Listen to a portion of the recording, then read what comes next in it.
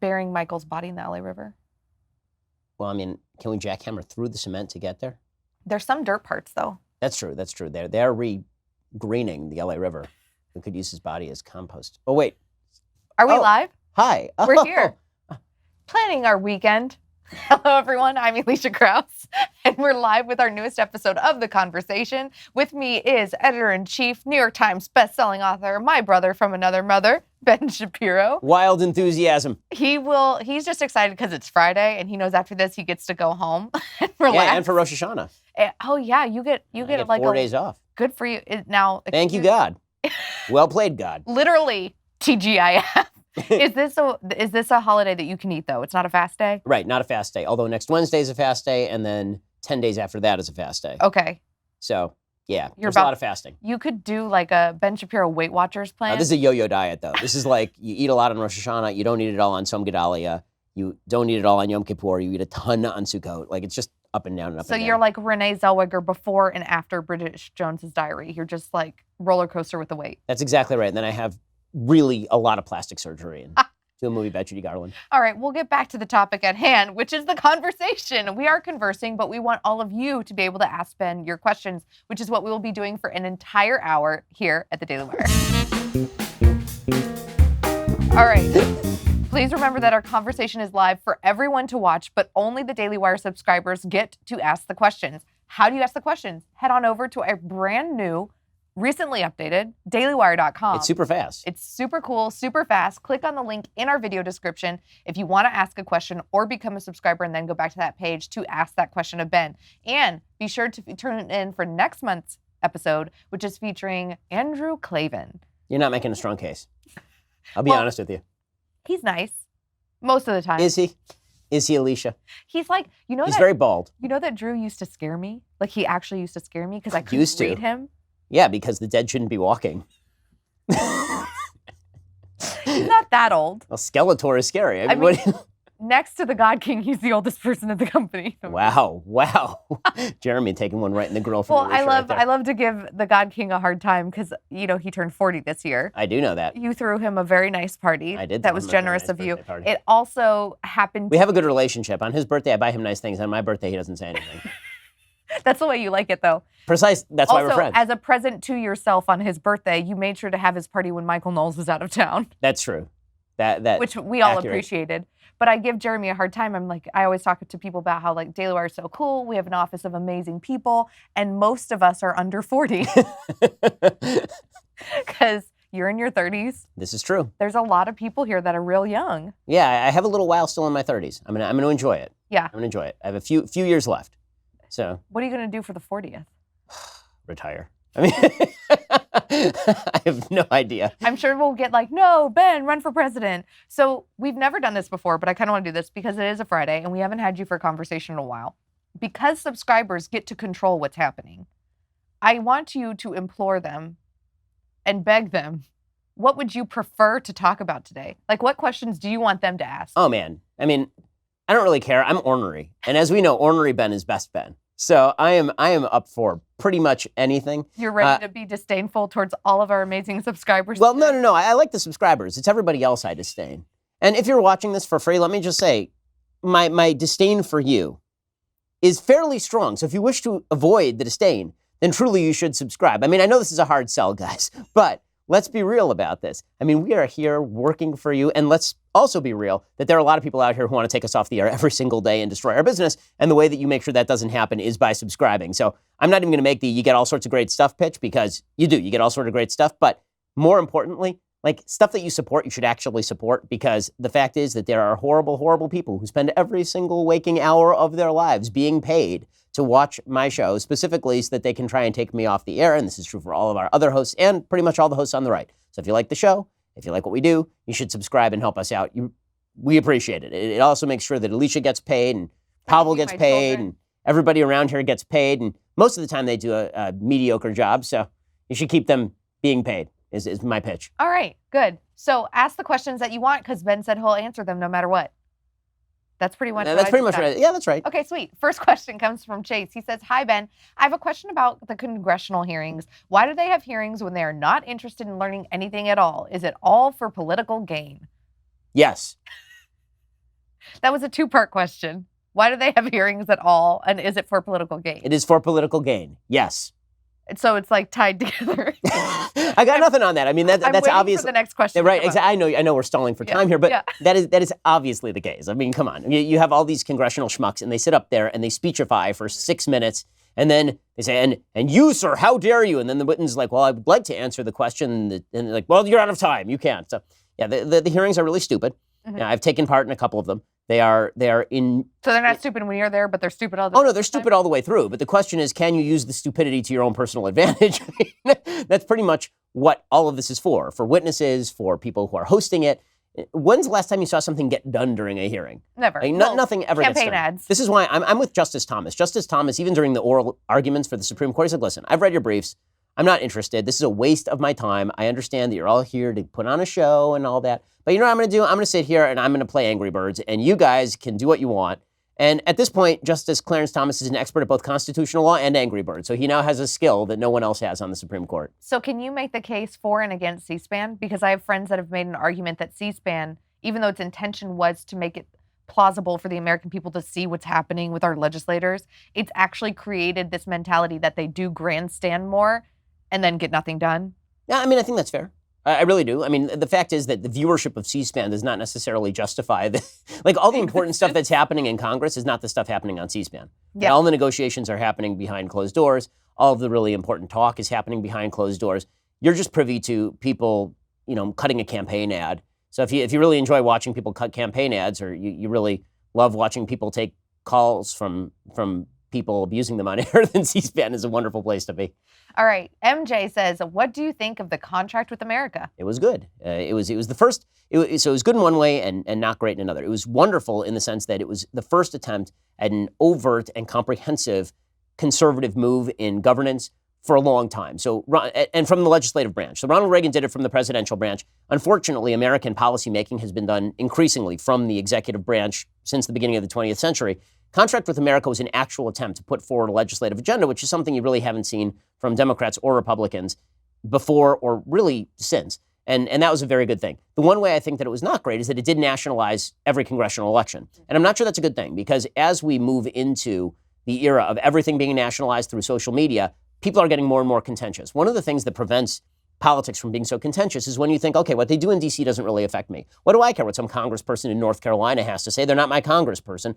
I only care what happens in my local community. Or if I do care about that, it's at least very secondary. When you nationalize every election and every issue becomes paramount and every issue is something that everybody is supposed to weigh in on, what that ends up doing is it makes all politics homogenous, meaning that you end up with a right-wing position and a left-wing position and no in between and no crosstalk and no localism. And that makes people more polarized and more angry. So there are upsides and downsides to that. This is a conversation that you and I would have a lot when we did a morning show here in LA together of how people have made the presidency a celebrity status. And they've, in a lot of voters' minds, like that is the most important thing. And that's why everybody freaks out when Obama wins or freaks out when Trump won, because they think that that is world ending to them instead of recognizing the politics that are local. Well, the politics that are local have lost a lot of appeal. They're not as interesting. Most people can't name their congressperson. They certainly can't name their city council members. 5 people vote for city council. And when you're living in a city like LA, that actually makes a pretty large difference, considering how terribly the city of Los Angeles is governed. So that's been a disaster. And again, it has wiped moderation out of the parties too, because when every issue is nationalized, you end up with everybody who's running in a purple district having to answer for AOC on the left or having to answer for Steve King on the right. And that's not the way that politics really should work, because you're the congressperson for your particular district. You're not the congressperson for the United States at large. Everybody's running for president, though, now, right? Well, yeah, that's true. All Except right. me. The MLB playoffs are right around the corner. This is our next question. I know you're a big fan of baseball. What are your predictions for is that the National League? Yes, the National. They're asking about the National League. Yeah, they're asking about the NLCS and the ALCS. Okay. That's the championship series. So the World Series will be, in my opinion, Houston and the Dodgers. I think that will be the World Series. I think Houston will win again. Houston has the best pitching staff. It is not particularly close. So I'll take Houston. I think probably the ALCS will be the Yankees versus Houston. I believe that's how it will match up. And then in the NLCS, I'll be honest with you, I haven't followed the National League nearly as closely, but I believe maybe Dodgers Nationals, maybe. Okay. Go anyway. Dodgers. I don't know if that's how the brackets are working this time yet, honestly. Okay. I'm not sure it's been completely decided yet because there's still a few games left in the season. But everyone knows that you're not a Dodgers fan. No, I mean, I'll let my kid be a Dodgers fan. Really? Yeah, my kids can be. So they will be White Sox fans. Okay. Because that's our team.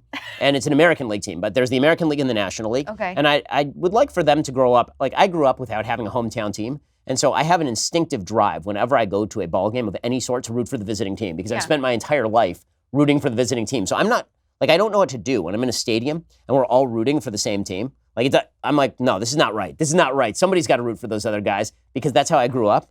And politically, that's how we are. I was say that. I was like, this is just actually your entire life. This is my entire life. Introspective of you recognize this. 100%. So my kids, I feel like it would be nice for, like, they can go to Angel Stadium and root for the White Sox. Yeah. But I feel like it'd be nice for them to go to Dodger Stadium and be able to actually enjoy when a member of the home team hits a home run. I literally get a sinking feeling when I go to Dodger Stadium and a Dodger hits a home run. And I don't hate the Dodgers. It's just because I have this natural inclination to be like, oh, that visiting team, they're really put upon. The only thing I know about sports ball is when the Thunder came to Oklahoma City. And because Oklahoma has no pro teams, yes, it was really cool and really unifying how the entire state was rooting for a team. Right. And they will now root for Elizabeth Warren and also former Oklahoman. No, Cherokee people, Cherokee tribe, but I don't know that she has their votes locked down. She might have some trouble there. Also, I'm familiar with when the Thunder broke up a 3 MVP team for no apparent reason. That was a smart move. Anyway. If you're the Beard Harden, why? All right. Hi, Ben. How would you go about pitching the American Constitution to the British? Because we're better. Okay, here's how I would do it. Remember that time when we broke away from you and then created the greatest country in the history of the world, and you're not a part of it? Remember that? Like, I'm actually an Anglophile. Like, I'm very grateful for the heritage of Anglo-American law. I'm very grateful for Magna Carta. I have a lot of fondness for Great Britain. I love British history. I will say that a constitution that is focused in on checks and balances and has the idea of guaranteed rights lying at its center is a very, very good idea and has preserved a lot more liberty, particularly in the area of the First Amendment and the Second Amendment, than has Great Britain. Like, I have a lot of respect for the parliamentary system, but it just has not preserved central liberties the same way that the United States has. And people should go watch your Sunday special with Daniel Hannan. Right, that one's great. Also, if you want to see me talk to another Brit, Piers Morgan, that was good times. That was really good. That one was fun. Piers is a good guy. I like Piers. I actually listened to it on Spotify. Yeah. People can listen on Spotify, which I love because I can do it in the car. It's amazing. And then I went back and watched it because I wanted to see the body language aspect. Yeah, I like Piers. I mean, the weird thing, I mean, you know this because we're friends. Yeah. But the weird thing is I actually kind of am nice to people and kind of like them, but I just destroyed my brand. Only when that setting is turned on, though. Like, it has to be turned on. Well, if I have to choose between hanging out with listen, if I have a choice between hanging out with my family and anyone else, there is no chance I'm going to hang out with anyone else. Yeah. Like, I am best friends with my business partner at this business. We have never, in 10 years, been out to dinner by ourselves when we were not on a business trip and spouses were not available. Like, it's never happened. Yeah. Ever. Like, I get invited to dinners all the time. You're like, not interested. And I mean, you and I have been friends for a very, very long time. When have we ever seen each other outside of work absent our spouses? Oh, never. Never. It's never happened. No. Ever. So, yeah. No. That's not a thing. Even functions. You don't come to Krause House barbecues? No. That's right. I mean, it's like baby showers and birthday parties. Yeah, exactly. And if it is something where we come, it's always like because the whole family comes. Exactly. All right. Hello, Ben. Big fan. What, if anything, can we do to bring Adam Schiff to justice? Well, we round up a posse. And then we go down to CNN headquarters. And we find a pup tent. And Adam Schiff is in there because that's all he does all day long. Just sits in the pup tent. And then we round him up and we bring him to justice.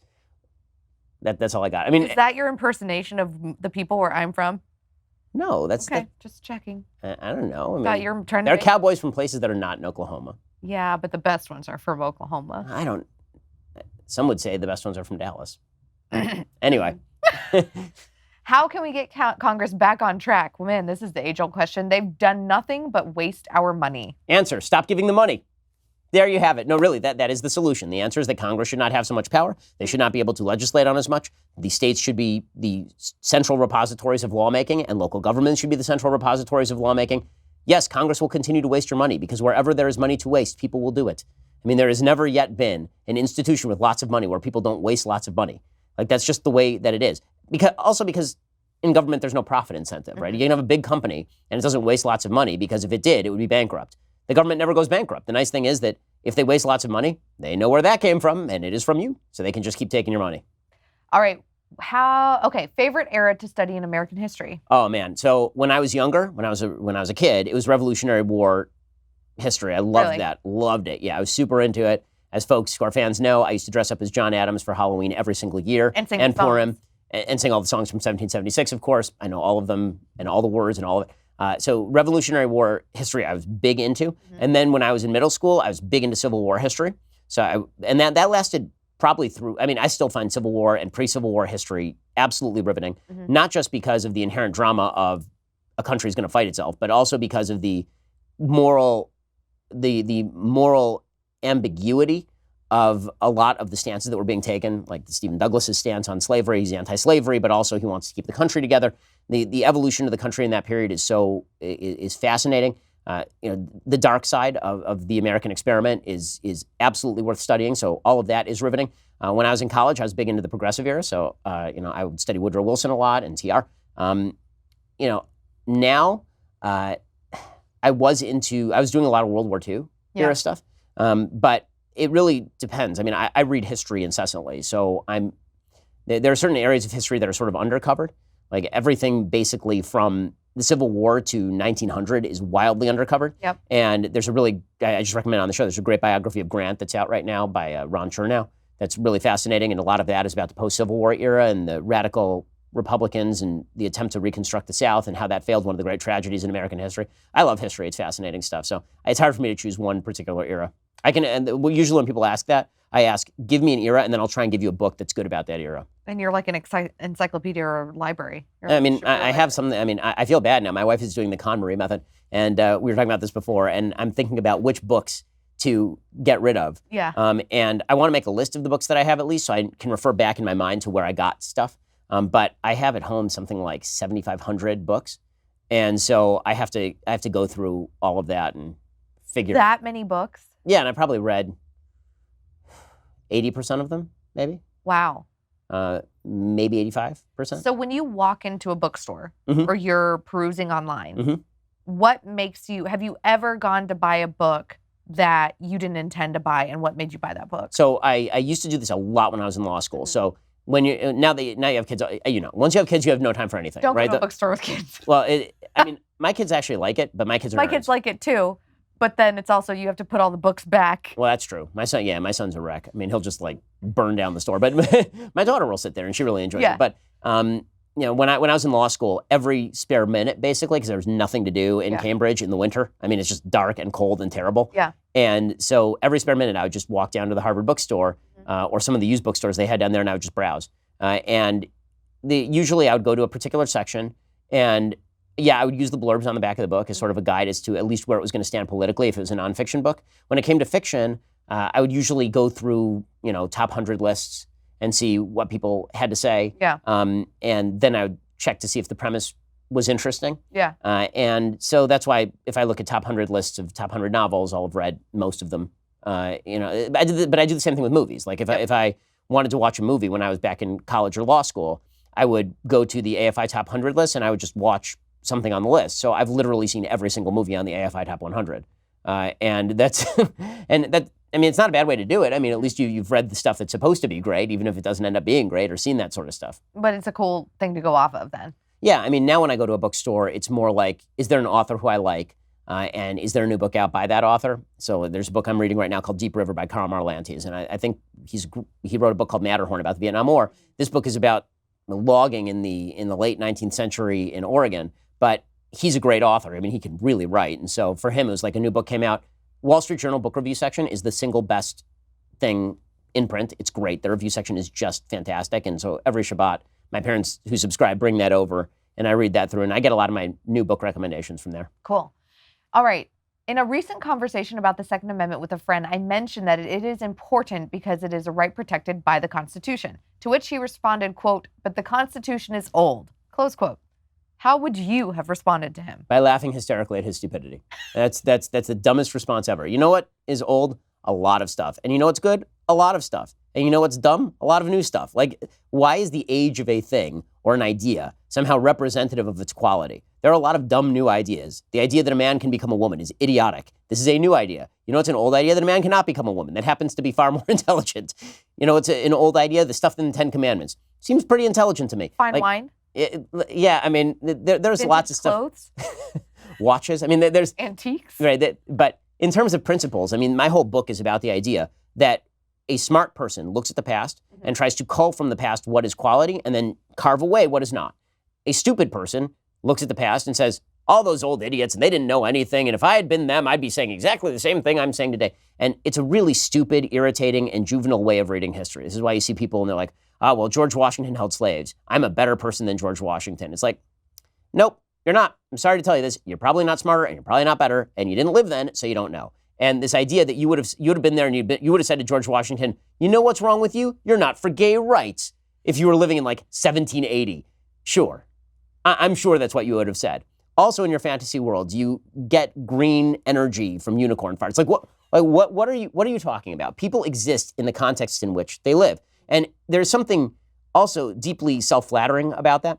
And deeply insulting to people who live in parts of the world that disagree with your values, by the way. You know, you have all these people who are like, oh yeah, all cultures are equal and all ideas are equal. Well, the same people will then suggest that their ideas are so eminently correct and so eminently obvious that they could have been born at any time in any place and they would have held those values regardless. It's like, well, guess what? You know, the number of people who hold your values across the vast span of human history is like 7.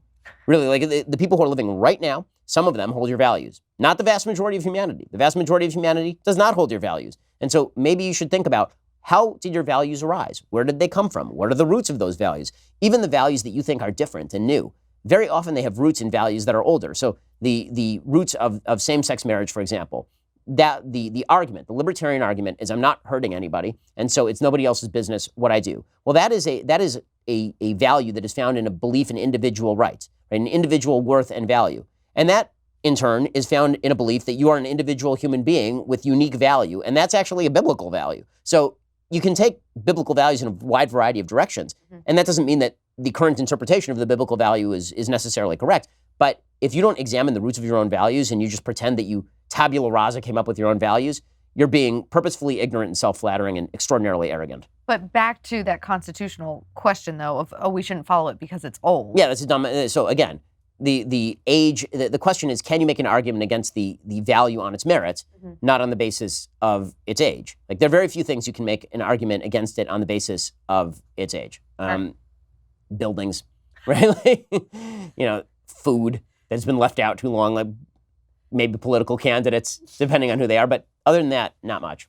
All right. What are your thoughts on academic freedom and free speech on the professional side, the professorial side of education? So my general belief is that you should not be fired for expressing your views as a professor.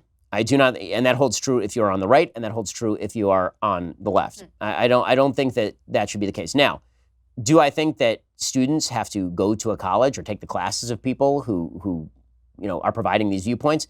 No, I don't. And I think that universities can be responsive to market forces, meaning that you don't want a Nazi teaching on... I think there's a limit to that. I think that universities can draw certain limits. We don't want a Nazi teaching on campus because he's a Nazi and we disapprove of those values. But as a general rule, once you hire somebody and the person says something in line with what they've said before, I find that difficult. I don't like that in general, and I don't like it in academia too. And so I've actually said, like, there have been professors who are full-on socialists. They'll say something, people protest, want them removed. And I've said, I'm not really in favor of that. I don't want them removed. They were hired as a socialist. They've been a socialist. You just noticed now, like, get over it. If the person suddenly converted into becoming a communist, that sort of changes the math. But honestly, I think everybody needs to lighten up a little bit and recognize that a different viewpoint is not necessarily threatening to you. But do you think that we should ask for universities to have kind of like an affirmative action of political thought? Like, no, especially publicly funded one? So I don't think that there needs to be an affirmative action of political thought. I do think that there needs to be a non-discrimination policy with regard to conservative thought, which is a slightly different thing. So affirmative action is the idea that you should get additional points for being conservative. My point is you shouldn't get points taken away from you for being conservative, which is really how it works at universities. All right. Boomer Sooner. Hey, Beat Tech. I like that. Whoever that subscriber is, I heart you forever. Ben, do you have advice on discovering one's individual purpose? I understand my capacity, but struggling to find my purpose in the world. Oh, well, this is a shameless book plug for sure. So this is, that is obviously a reference to the model that I lay out in The Right Side of History, where I say that if you want meaning, you have to have individual purpose, individual capacity, communal purpose, and communal capacity. So communal purpose very often is driven by sort of the values in your community. If you're in a Jewish community, that creates a communal purpose. And the capacity is driven by what the community can do together.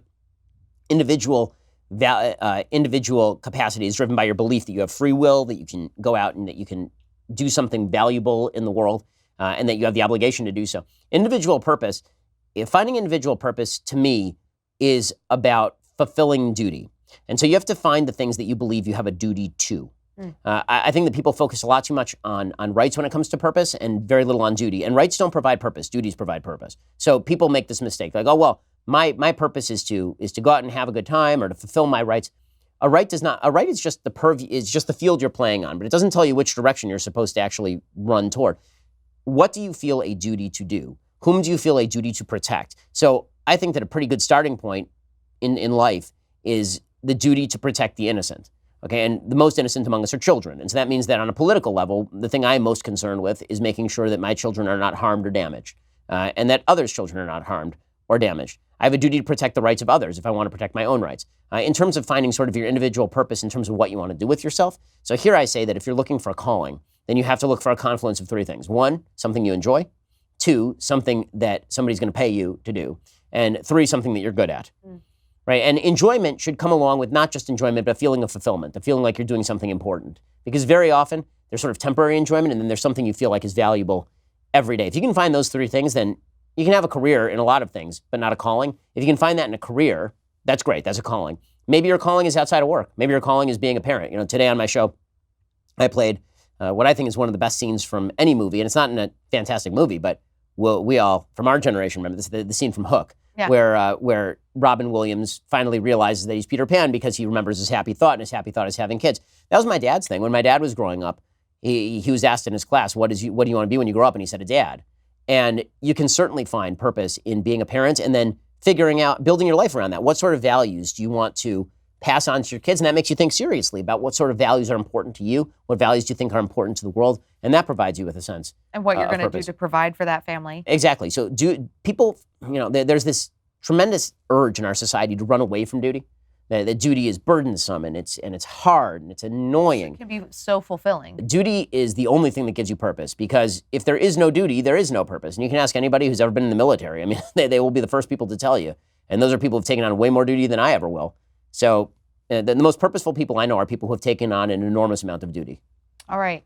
In the wake of the Ukraine scandal, whose only scandalous element appears to be the mere existence of Rudy Giuliani, is it time to admit that the deep state is real? So my problem with the deep state was always just the generalized implication that everybody who's working for the State Department is a member of the deep state. But if the idea is that there are people who are working in executive branch agencies who have not been fired and are holdovers and who have agendas of their own, of course that's true. Of course that's true. I'm always a little wary of the misapplication of labels, and very often I'll see fake news applied to things that are not fake news, or deep state being used as an excuse for everything, up to and including whatever dumb thing Trump tweeted today. And that I don't buy. But I've been saying on the show that if indeed there was an intelligence whistleblower who was being supplied information that was non-criminal, and then instead of taking it up the chain, he actually supplied that to Adam Schiff, which it appears may have happened back in August, then that's a serious problem, and that should obviously be investigated and looked into. As far as the scandal, I think that there's not evidence of a quid pro quo at this time. In fact, the evidence seems to be the Ukrainians didn't even know that the military aid was being withheld. There doesn't seem to be much evidence of a cover-up because we have everything. There are a couple outstanding questions that I think, frankly, we should all want answers to. One is, why was the Ukrainian aid withheld in the first place? And two is, what the hell is Rudy Giuliani doing? So I understand that Donald Trump deployed Rudy Giuliani as part of his campaign to go investigate what was happening in Ukraine. The problem is, if Rudy Giuliani is his personal guy, then is he abusing his office to tell Ukraine to work with his personal guy? That may not be impeachable because that's not really a crime. Because, again, if there's no quid pro quo, if it's not like work with my guy or else, then that's not a crime, it's just ugly. But when Rudy Giuliani then says, well, I wasn't sent there as Trump's personal guy, I was sent there by the State Department, then it's like, okay, wait, so are we now using State Department resources to send Trump's personal lawyer to Ukraine? As an intermediary to try to cover up something that was going on that was shady. Right, or even if it's just President Trump is using taxpayer dollars to pay his personal attorney to go do his personal dirty work, that could be theoretically abusive funding, for example. So Rudy Giuliani never, like, not even one time. Like, what you went, how do you go from Michael Cohen? You're like, you know what? I need a better attorney than Michael Cohen. And you go to Rudy. Like, Rudy, good mayor, bad lawyer. Like, this is not smart, not smart. We'll see how it all plays out, obviously. It's going to be so fun. How do you find time to read so many books, and do you speed read? So because I don't know speed reading methods, I don't really know what that would mean. I am a fast reader. I do read quickly. I will say that nonfiction books, because I've read so many of them, I know how to read them, meaning I can skim a little bit and still pick up 95% of the content. Quick hints on reading a nonfiction book. Read the introduction, read the conclusion, read the chapter headings in the first couple paragraphs. And then if they are broken down by category, then very often nonfiction books, a lot of nonfiction books are filler. A lot of nonfiction books, it's like, here's the thesis, and now here's 1 million facts to back it up. Well, that's good for referencing, right? It's good if you have to write about it later, or you need to go back and you need to, try to think of the facts that back the proposition. Maybe you read the proposition and it inherently makes sense to you and you just move on. Or maybe it's something you disagree with and you want to see the evidence, and so you read it. But very often it's like, here's 1 million examples of the chief proposition. It's like, no, I got the point. I don't need to be beat over the head with it. So I can read nonfiction a lot faster than I can read fiction, because with fiction, the words matter a little bit more. Shabbat is when I read. So during the week, right before bed, probably half an hour before bed, I read.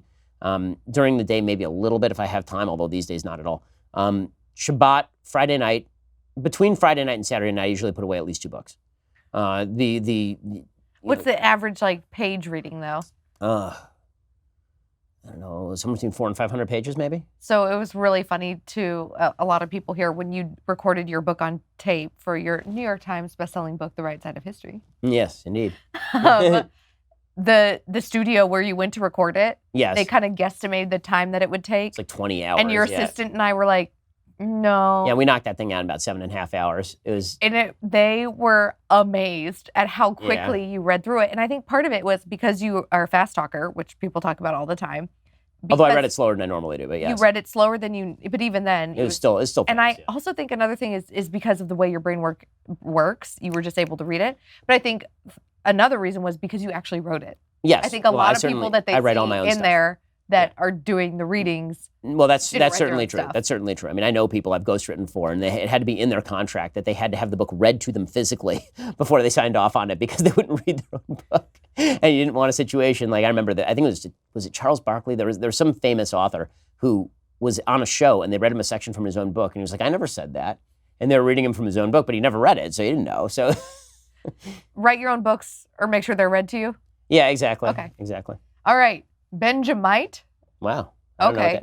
All right. Like Vegemite? I don't know. I'm a pro-life libertarian, and people think by default I'm coming from a religious point of view. Could you please lay out a libertarian secular pro-life argument? Why are people in general more conservative on issues pertaining to crime, immigration, and terrorism, but extremely liberal on the economy, entitlements, and spending? Okay, so there are 2 separate questions. Yep. Yeah. So there's so the libertarian question. Nothing irritates me more than when leftists flatter themselves by saying that the pro-life movement is based in religion. Mm-hmm. It is so irritating, because I have never cited Psalms to back my case. I have never cited Deuteronomy to back my case. I don't do that. You know why? Because that's not an effective argument. That's an appeal to authority that a lot of folks don't actually agree with. So that is not a purposeful argument. The libertarian argument for abortion is very simple. Libertarians believe that if I kill you, that should be policed.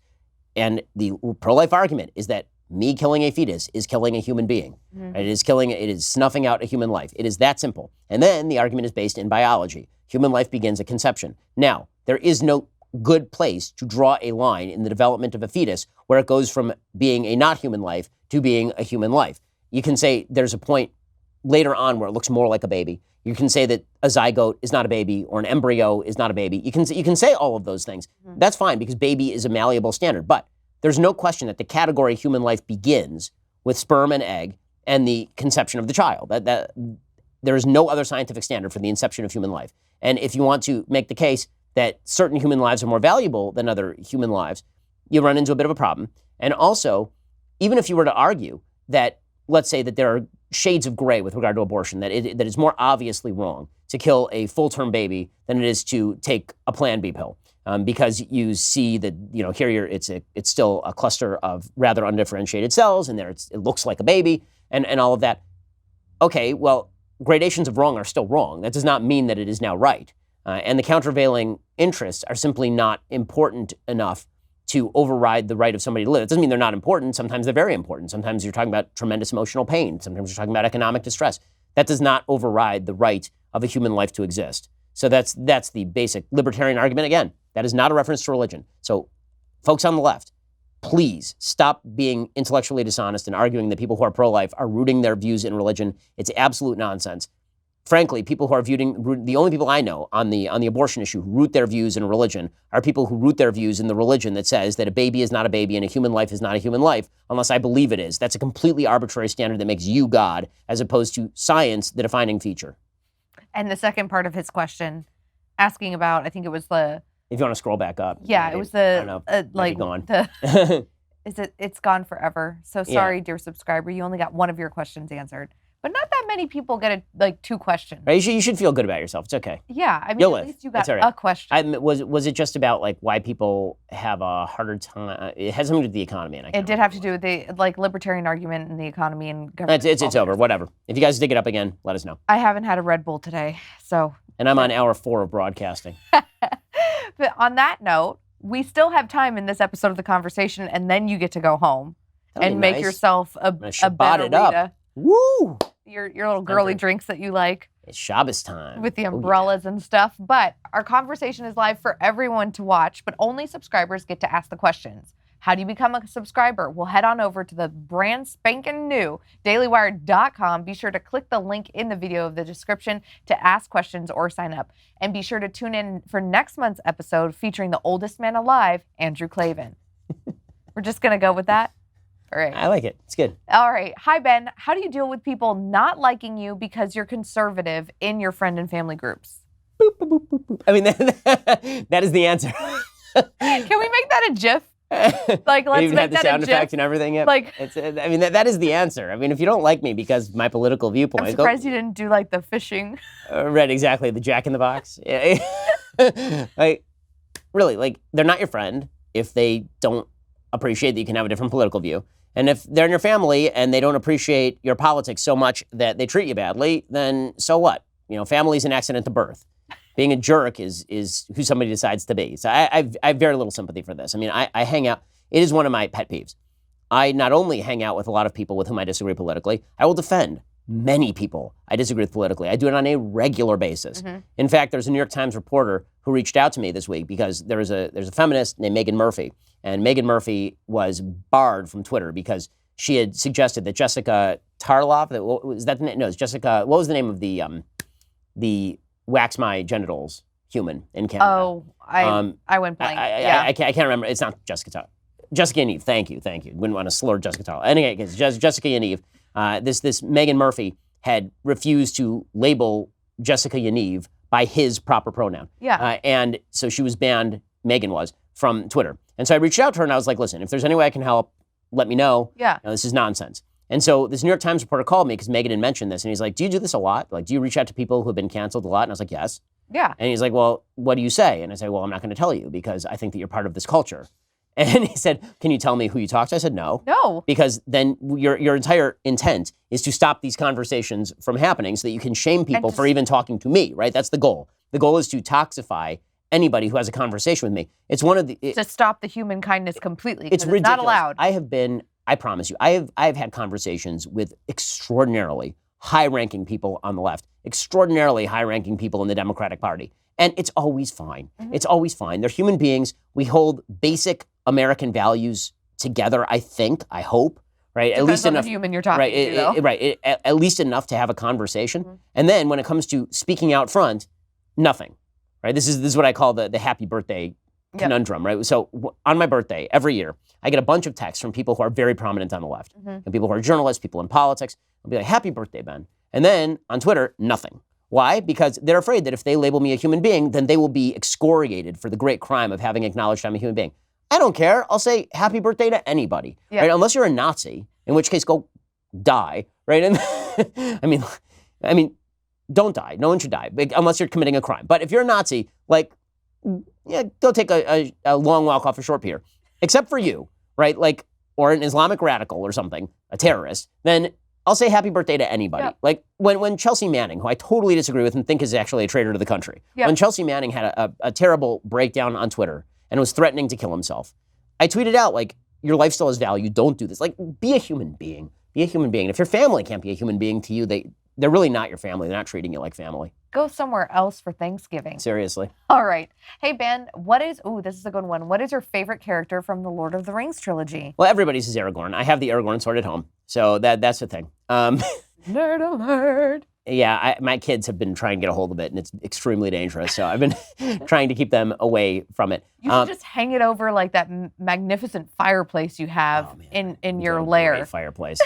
Great fireplace. But the most fascinating character, the character that I'm interested in the most, is dead by the end of the first movie. So, spoiler alert. But Boromir is an extremely interesting character because he's the most human character, and the whole story of the whole story of Lord of the Rings is how human beings are seduced by power and the possibility of power, and the only way to deal with the possibility of power is to subsume it and extinguish it, and instead give up your desire for power. And Boromir doesn't, and so he pays a price, even though he's trying to do the right thing using the ring. And that's fascinating, and that's really the conundrum of the story. He's an intricate character.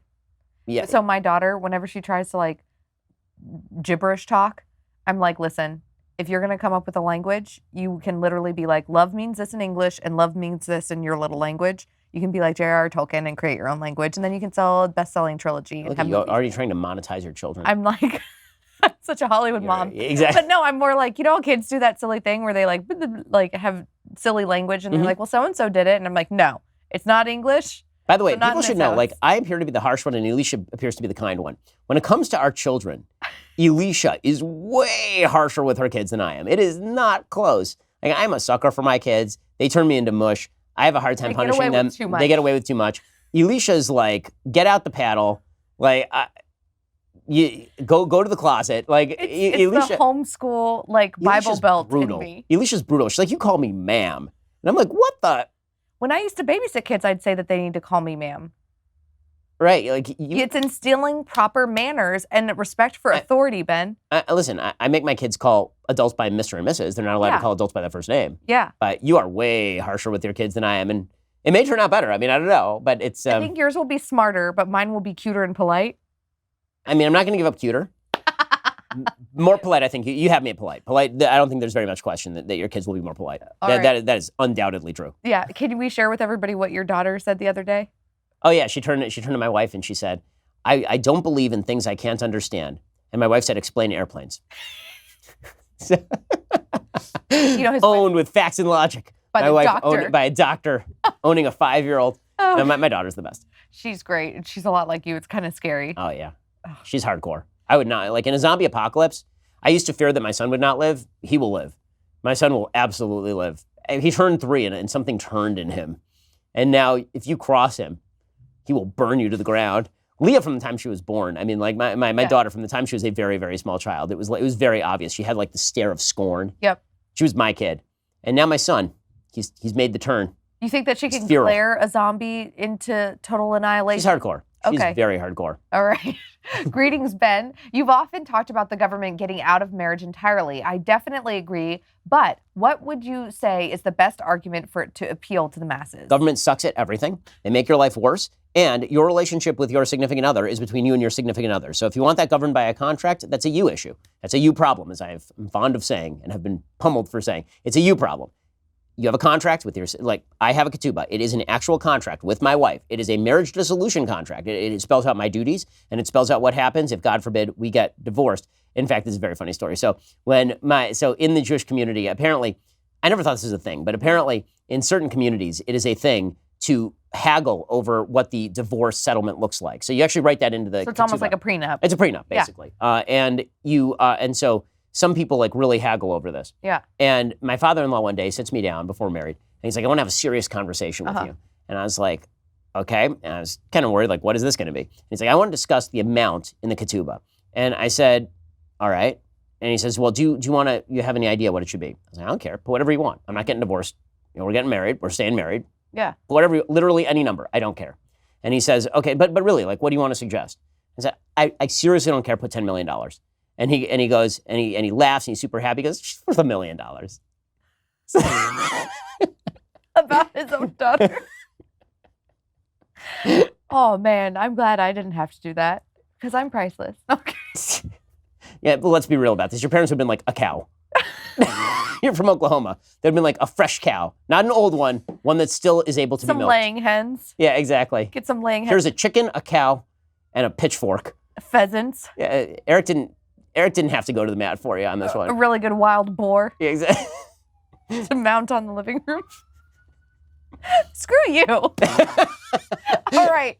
This amazing Daily Wire subscriber says, I know it's sort of old news now that everyone is talking about the impeachment of Donald Trump, but what is your opinion on the vape ban? So, I mean, my honest opinion overall, and I want to study it more closely because I honestly haven't paid too much attention to it, is that it seems like a moral panic to me. I mean, based on the sheer number of people who vape and the sheer number of people who have actually been hurt by vaping, that seems like a not huge number. With that said, I do happen to personally know somebody who nearly died from vaping. So I've seen that it can damage people, but it seems to me that as a libertarian, like most other products, if you choose to use a product and then you are hurt by the product, then that's kind of on you. And so I'm not in favor of mass banning of products unless they are inherently dangerous. It doesn't seem to me from the data that I've seen that vaping is inherently dangerous, that it can be used apparently as a way to get off of cigarettes for a lot of people. But again, I'm going to plead ignorance on this one. That's sort of my half-assed take. I don't really have a deeper take until I've actually studied the stats. I kind of view it as like if you choose to ride in a car without your seatbelt on,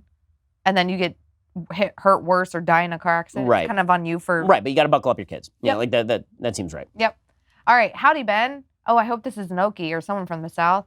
My name is William. You need to get over this. Like, it can't be every single letter release. You know what? Normal Americans like you too. They're not just like coastal elitists that listen to the Ben Shapiro show. Listen, so you can't people in normal America. All the people in Middle America. Are you kidding? People in Middle America are the best. Okay, so people in Middle America are the best. I told you my Oklahoma story. Yes. The first time I visited Oklahoma. Yes. I was walking down the street, and okay, so if you're from LA, you walk down the street. If someone catches your eye, you immediately look away because you don't want to get cut. Right? You don't know if this person is crazy. Like, they might kill you. So instead you look away. I was walking down the street in Oklahoma City. I was hosting a local radio show when I was like 18. And this lady catches my eye, and she looks at me, and I start to look away, and she goes, howdy. I called my father, and I said, I don't know what's going on. I don't know what this place is. I'm not you weren't famous enough yet that she knew who you were. I don't know. I was obscure. And it was like, this is just, like, people are nice, and they say hello to each other. Yep. And I'm not scared. What's going on? Bring me home.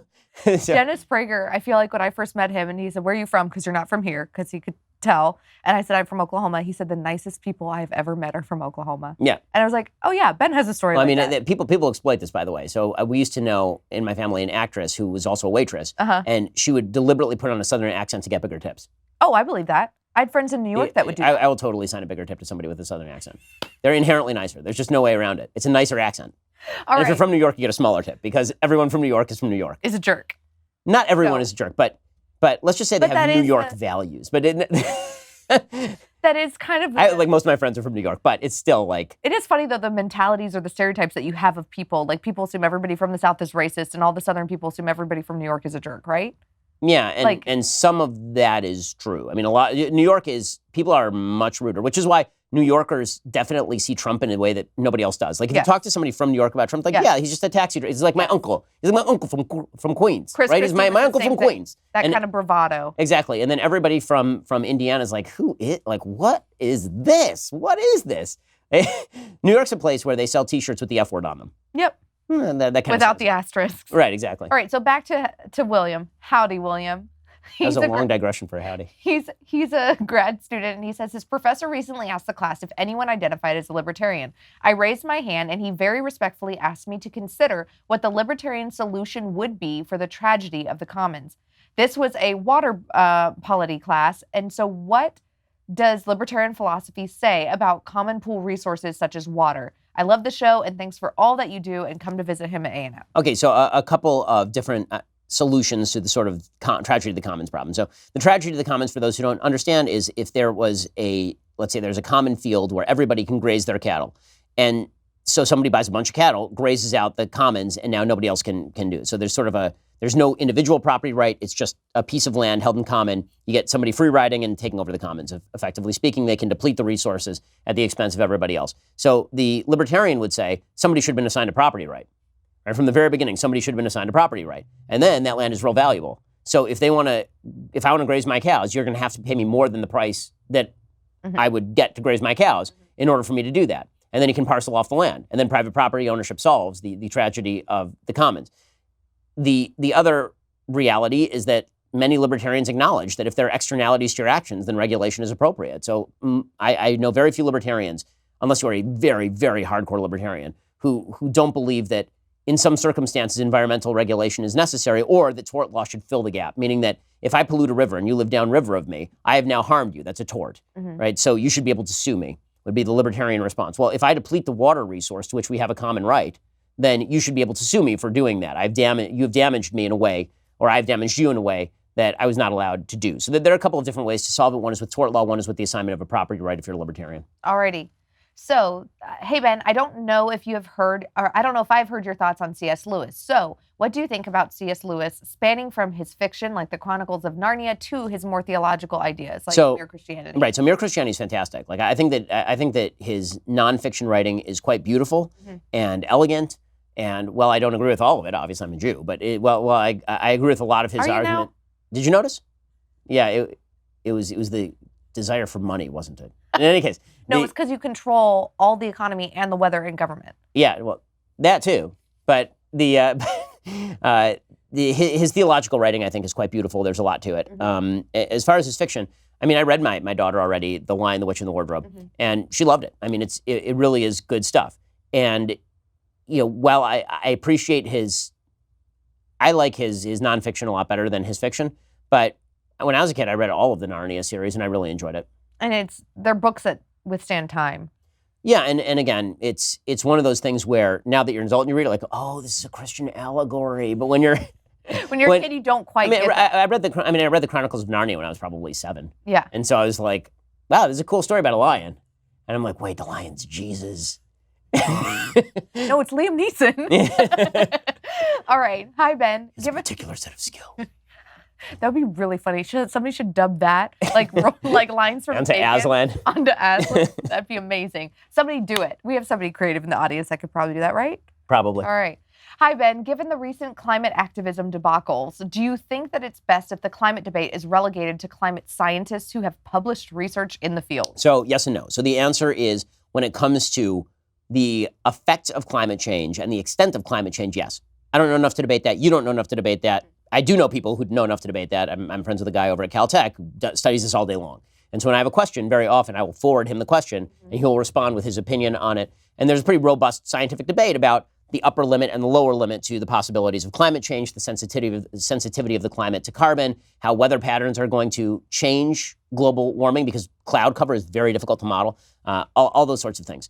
That is within the scientific community. The idea that I'm going to debate that with, like, Sally Cohen is ridiculous. When it comes to the prioritization of values, meaning how much should we sacrifice now for the possibility of Y in the future, that's a political conversation. That's a conversation that should be had. But that's a solution-based conversation, which is why I'm super irritated with the left, because they would much rather do this whole thing where they find the people who are like, climate change isn't existing. And like, those are the bad guys. And if only they were committed, then suddenly we'd have Let me tell you something. If Donald Trump tomorrow came out and said, climate change is reality, I accept the IPCC report. You know what he still would not accept? Any of the crap that AOC is pushing. Yep. And that would not change the math at all.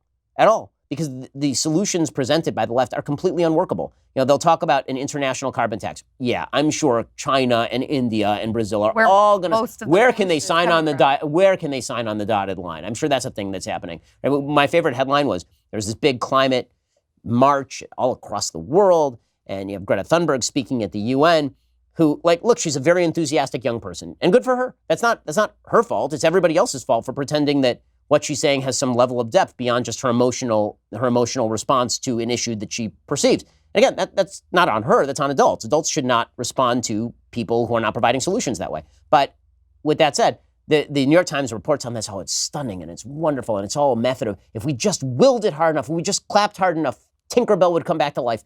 And then that's not a reference to Greta Thunberg, that's a reference to a climate change solution, morons. So in any case, there is this vast outpouring of support. And then there's a headline in the New York Times that says, at UN Climate Change Summit, no progress made. Yeah. And then the whole first 3 paragraphs is how China was like, nope. You know why? Because it turns out that when Greta Thunberg yells at Western leaders about climate change, you know who doesn't give a crap? Xi Jinping. You know why? Because he's a communist dictator. Because he will run tanks over people in Hong Kong. You think he cares what a very impassioned girl from the Nordic countries has to say about climate change? He doesn't care about that. He doesn't care about any of the people who are marching in the streets. He's Xi Jinping. He's a Chinese He dictator. doesn't care about his own people. Exactly. He can keep them in poverty. If the economy goes bad, he'll just starve people. He doesn't care. You think that people who are presiding over 1 billion people in India and worrying about the problem of endemic poverty and people dying en masse of typhus are sitting around going, oh, well, now that these kids are cutting school in Britain, that changes everything. Yeah, I'm sure it does. Sure. Do you think that the impeachment inquiry will galvanize the right and turn out the vote in 2020? I think the right will turn out to vote in 2020 no matter what, because the threat of the left is too extreme. I think the only way that wasn't going to happen is if they would have nominated somebody like Biden, who is so boring and half not alive that people would have not been impassioned to vote. But if Elizabeth Warren's the nominee, the right will turn out to vote. That's not really the question. The question is how independents vote, how suburban women vote, and all the Democrats going to show up this time. This is why the right is real sanguine about this election. I am not. I think that the left did not turn out in part in 2016 because they thought two things. Trump was definitely going to lose and Hillary was a jerk. And they were right on one of those things. And that meant that a lot of people stayed home. No one is staying home in 2020. The voter turnout rate is going to be 193%. People who have not yet been born will be voting in this election. Like people will go, the size of the popular vote gap will be so incredibly large. I mean, because people in California, and that doesn't matter, but So the people we'll hear about the whole electoral college crap again? Oh God. I mean, Okay. do you know a person in California who's not going to vote? Oh, no. I knew a lot of people last time who didn't. I know people that voted in the primaries that had never voted in a primary before here in California. And people will walk over broken glass in major lefty cities to vote, Yep. which means that President Trump not only has to get out the vote, he also, the art of politics, as I've said many times, is making it very difficult to vote for your opponent and making it very easy to vote for you. Donald Trump is great at the first part and crappy at the last part. He's very good at making it difficult to vote for his opponent. He's very bad at making it easy to vote for him. Elizabeth Warren. Especially this week. Right, exactly. Well, but most weeks. I mean, he has personality flaws that make it very difficult for people to feel the level of requisite personal loyalty to him. Now, a lot of Republicans do because they feel like, oh, he beat Hillary Clinton. I mean, that earns some loyalty. He's done a lot of good things. That earns some loyalty. But if you're a moderate, you're an independent, it's not easy to get over that hump. If you're Elizabeth Warren, I feel like the same thing could obtain, but that's not totally clear as of yet, right? I mean, it could obtain that she makes it very hard to vote for Trump, but it's also hard to vote for her because she's too radical. Mm-hmm. The one thing, however, that is true about Warren is that she is malleable, and she moves, and she is pretty dishonest, and she's not nearly as stagey as Hillary Clinton, and she's way more clever. All right. So that's a problem. All right. We are running out of time, but this is a good question, but I don't know if you can answer it because you might end up outing somebody. Ben, when you say that you know a lot of celebrities who are secretly conservative, do they pretend to be leftists on social media, or do they just not mention politics at all? I mean, every so often they'll sort of virtue signal, but about widely agreed upon issues. So they'll agree, like, climate change is a thing. Okay, fine. But mostly they stay silent. So if there's like a controversial social issue that crops up, they'll usually just not say anything. And that's sometimes how you can tell who is who. That's why people were suspecting for a long time that Taylor Swift might be conservative because she shut up about politics. Mm-hmm. And then now she's trying to backfill that. Now she's become super woke now. Right. Now she's like, oh my God, people thought that she realized it was hurting her. I mean, talk about manipulative. She realized that was hurting her politically and in terms of media and sales. And suddenly it was, I'm on the gay marriage bandwagon too. And it's like, that was made legal in 2013, lady. Where you been? It was basically that for people who have never seen Pop Star, which is a movie with the band Lonely Island. Uh-huh. There's a song that they do called, I think it's called Equality, about gay rights / not gay, because the guy who's rapping is talking about how much he's for gay rights, but I'm not gay. And that's the whole song. And at the very end of that social justice warrior song, Bono comes on and he's like, I don't understand why he's even talking about this. He's 10 years late on this. And that's exactly what Taylor Swift is. But silence in Hollywood tends to denote at least some level of sympathy for non-leftist positions. All right. If you had to move to another nation, which ones would be on the top of your list? Well, because I'm Jewish, you have to consider the possibility of anti-Semitism elsewhere. So the problem is that America is real good to the Jews and has been historically very good to the Jews. Not a lot of other places on earth very good for the Jews. So Israel has to be on the list for purposes of safety, also because I have religious connections with the land of Israel. Just as evangelical Christians do in a slightly different way. So Israel would obviously be on the list. also, that is, yeah, and this is where everybody goes, oh, dual loyalty. It's like, no, that's not dual loyalty. That dual loyalty would mean that I value Israel above the United States, which is certainly not true. But Israel is a democratic ally of the United States. They happen to be ethnically majority Jewish, and they also happen to be good to Jews. So a few things there. So that's not dual loyalty any more than saying to an Irish person, if you had to move to another country, where'd you move? And they say Ireland. Okay, so in any case, where else? Australia. I love would Australia. be on the list. I've never visited, but I hear it's great. Let's see, nowhere in Europe. Nowhere in Europe. Just not safe for Jews. Canada, probably for the moment. As long as Trudeau isn't there. Even there are just not that many. Like, I don't think there are that many great places to live. I don't. I mean, and part of that is being Jewish. I mean, if you're a Jew, all the industrialized world is filled with countries that slaughtered Jews en masse within living memory. So I have some it's a short list. It ain't a long list, right? And so I'm very hesitant to move to a place that exterminated Jews like when my grandparents were in their 20s. Like that seems like a mistake. So Israel, Australia, Canada. I would say Australia. It's a great country. Australia is fantastic. They have good wine. New Zealand is small. New Zealand seems nice. I haven't been there. We went to Australia for our honeymoon, though. Also, they have hobbit holes and everything. I mean, the scenery. Yeah, exactly. Hey, Ben. Oh, and somebody thinks I'm beautiful. You're too kind. I'm a 6'1" fan. If a first-time president gets impeached, does this term limit get reset as per Constitution? Meaning, if, for example, if Trump gets impeached, can he run for 2 more terms? No. If he's impeached, that has no impact on his future runs. If he's removed from office, he's barred from running for office ever again. All right. This is Article 2, Section 7. It's like a nice encyclopedia, guys. Gosh. All right. This is a history question. You're probably going to like this, and you mentioned this guy earlier. From 1829 to 1837, Andrew Jackson was president, and during his tenure, he abolished the then central bank. Could we do that again today, and should we? So the question is, what does the Federal Reserve actually do? So I am not a huge fan of the Federal Reserve being able to manipulate interest rates. It was established, at the beginning of the 20th century, but it was really utilized more and more as a backstop for the American economy, ensuring that people were holding central deposits and the depositors were protected. In a libertarian world, I think that you should be able to scope out your bank, and then you would pick a bank that has a solid holdings to lending ratio. And we've seen those ratios skew wildly depending on government action and government regulation. So it's created a certain amount of moral hazard. I think that there's a good argument for it. I think it is so embedded in American life that it'd be very difficult to do that without significantly impacting the economy. Because now people would start saying, okay, well, I've never thought about like my bank and what are their holdings? I have no idea. And the reason I have no idea is because I just assume that the government is going to save me if things go wrong, right? If the bank goes bust, the government will pay me back my money.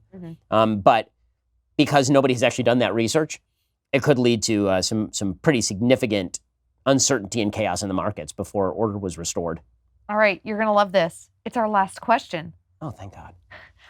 What is your favorite animated superhero show? An animated superhero show.